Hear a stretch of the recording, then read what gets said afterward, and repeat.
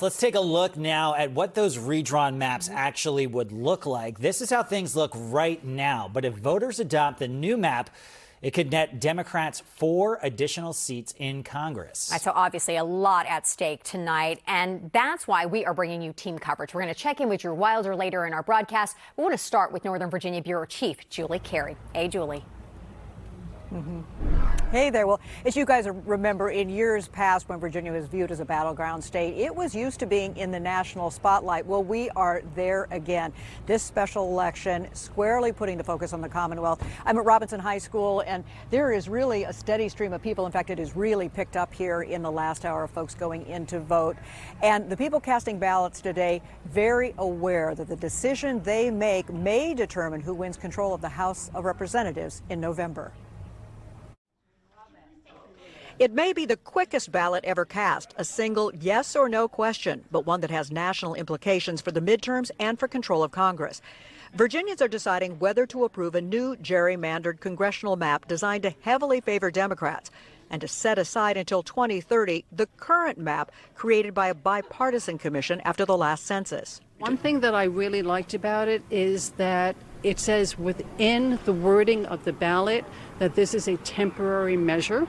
If approved, the new map could give Democrats 10 seats in the House, a potential pickup of 4 seats, with just one district carved out to favor Republicans. Virginia Democrats creating the map to counter President Trump's push to add GOP districts in red states like Texas.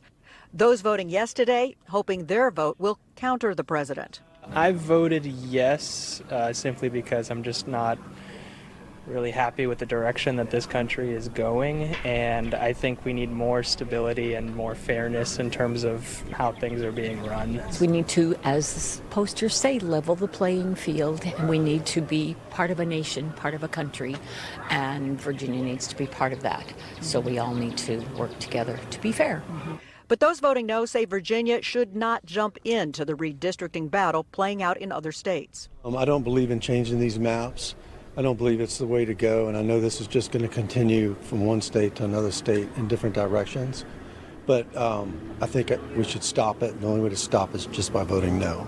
Other Republicans troubled by the lack of representation they'd get with the new map. It disenfranchises the Virginian voters. And so I don't care what Texas or California or all of them do. This was an independent, it's unbiased, it's 6-5 favoring Democrats, but that seems to be fair to me. Interest in this unusual spring special election remarkably high. The early vote with nearly 1.4 million votes cast, almost as high as the statewide elections in November.